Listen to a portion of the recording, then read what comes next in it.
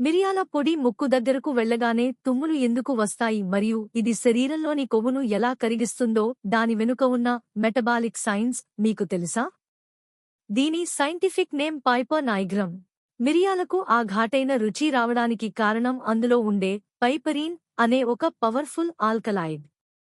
మనం మిరియాల పొడిని దంచినప్పుడు ఈ పైపరీన్ గాల్లోకి లేచి మన ముక్కు లోపల ఉండే నరాలను ఇరిటేట్ చేస్తుంది. అందుకే మన బ్రెయిన్ వెంటనే దాన్ని బయటకు పంపడానికి తుమ్ములను తెప్పిస్తుంది.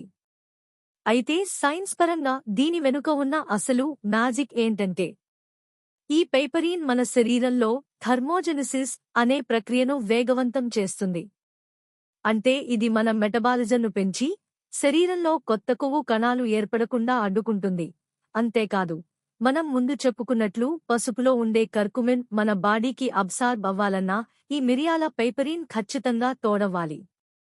ఇలాంటి mind blowing daily science facts కోసం ఇప్పుడే ఫాలో అవ్వండి.